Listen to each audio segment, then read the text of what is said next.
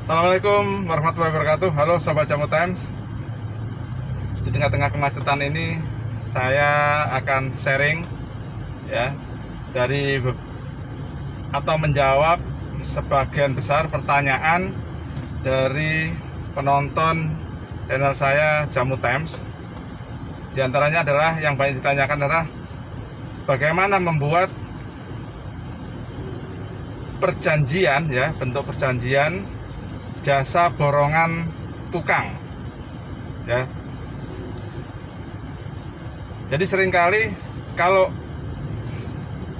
seseorang itu melakukan borongan pekerjaan tukang untuk melakukan renovasi atau pembangunan rumah, itu biasanya sering terjadi masalah ya. Masalahnya adalah ketika uang jasanya itu sudah diberikan ke tukang, itu antara pekerjaan dan uang yang sudah dikeluarkan oleh pemilik rumah atau pemilik pekerjaan itu seringkali tidak cocok gitu loh. Artinya ketika uangnya sudah habis, jatahnya misalkan jatah borongannya adalah 100 juta untuk total keseluruhan pekerjaan, misalkan 200 meter gitu ya misalkan. Nah, tetapi pekerjaannya nggak selesai, uangnya udah habis, tukang udah pada ogah-ogahan, bahkan ada yang tinggal kabur kan gitu. Demikian juga kalau kontraktor ya, yang profesional pun ada saja kadang-kadang masalah seperti itu. Tetapi memang jumlahnya relatif kecil. Kebanyakan sih memang tukang-tukang yang borongan yang kurang profesional. Nah, itu memang sering terjadi. Tetapi apapun cara kita, mau ada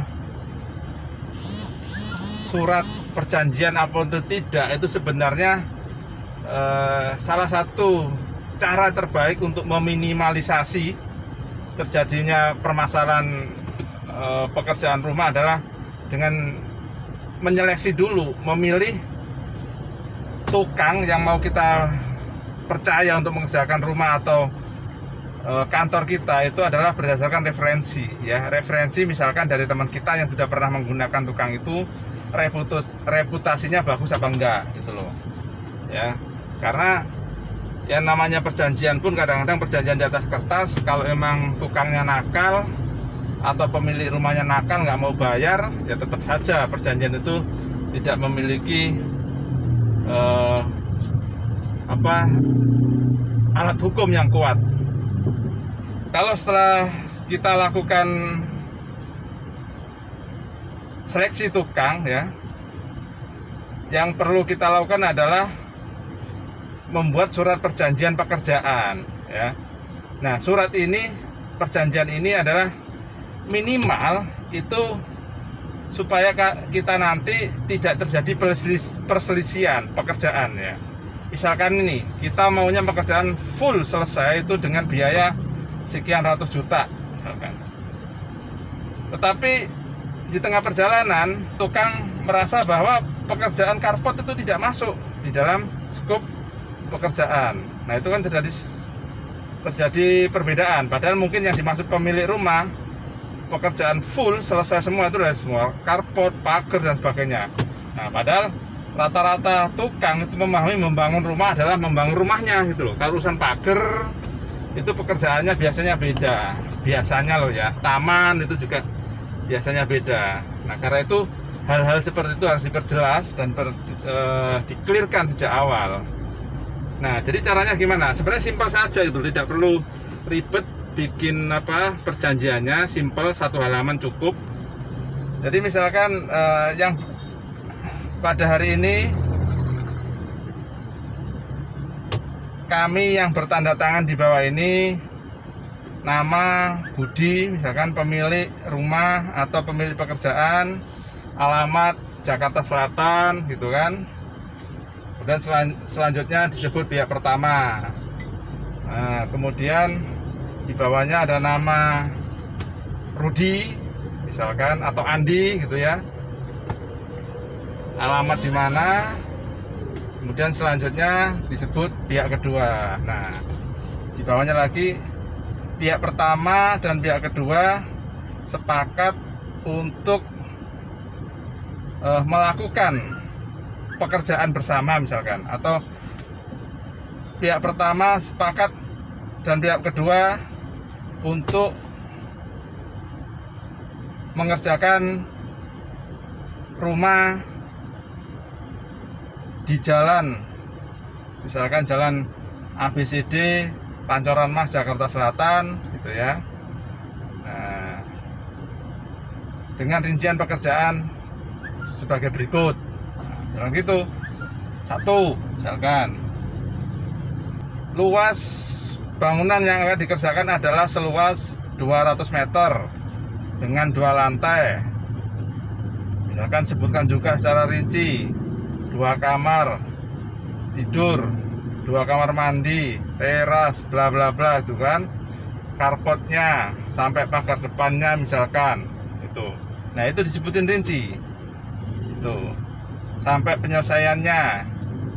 Nah, dengan jangka waktu anggap saja misalkan 3 bulan atau 90 hari kerja itu. Terus pasal berikutnya misalkan kedua, harga borongan pekerjaan itu dalam kurung tidak termasuk bahannya adalah sebesar, misalkan saja ya, misalkan 100 juta total keseluruhan selesai sampai rapi gitu.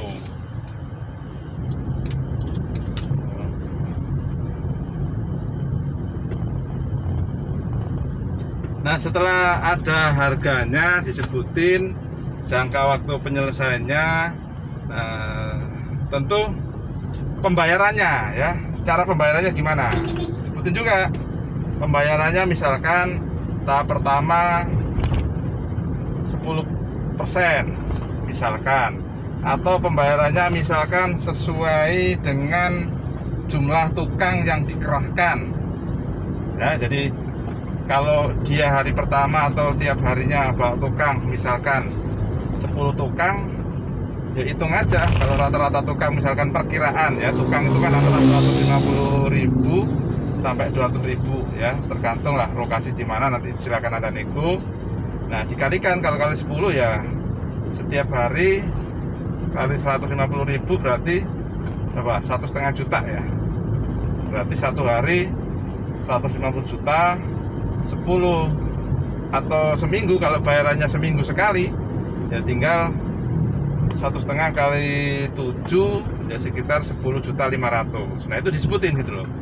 Jadi misalkan pembayaran borongan tukang ini adalah dengan cara dibayarkan sesuai dengan jumlah tukang yang dipekerjakan oleh pihak kedua. Nah, jadi tidak ada alasan nanti misalkan tukangnya cuman 10, kemudian pada minggu itu dia minta uang misalkan 2,5 juta, padahal 10 kurang lebih kan cuman 1,5 juta sehari ya itu.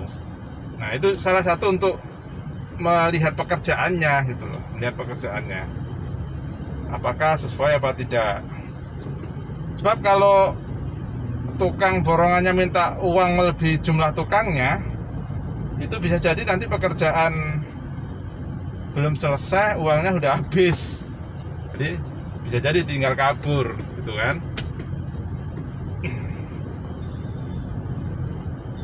Tapi memang cara ini sih tidak selalu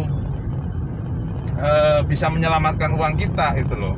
Lagi-lagi memang tergantung itikat baik tukangnya ya, atau profesionalisme tukangnya itu. Ya, meskipun kita bikin seperti ini jumlah tukang, tapi kalau pekerjaan lambat, lemot, sehingga mandor tukangnya itu juga rugi gitu kan. Misalkan kan uangnya udah masuk separuh, pekerjaan masih 40% misalkan, itu bisa jadi terjadi gitu ya. Tapi di dalam perjanjian ini adalah salah satu cara kita untuk mengantisipasi supaya permasalahan keuangan dengan pembayaran tukang itu tidak ada masalah. Nah, setelah cara pembayarannya yang perlu diperhatikan adalah masalah apa ya? punishment dan reward ya, bonus dan sanksi lah, misalkan begitu. Misalkan kalau selesai dalam waktu sebelum 90 hari, maka tukang akan diberikan bonus misalkan 5 juta itu. Tapi kalau telat akan dipotong misalkan sekian persen, 1% atau berapa persen, tergantung kesepakatan ya, seperti itu. Nah, dari situ kemudian ya udah cukup selesai ya, cukup simpel saja seperti itu. Terus ditandatangani berdua antara pemilik pekerjaan, pemilik rumah dan mandor atau kepala tukangnya. Jadi itu ya, sobat semua, salah satu cara kita mengantisipasi supaya tidak terjadi permasalahan pembayaran dengan jasa tukang borongan pekerjaan renovasi rumah kita atau bangunan rumah kita.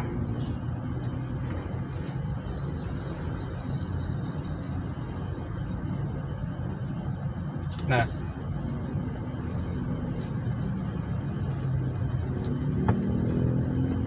demikian Sobat Jamo Time, itu pendapat saya ya.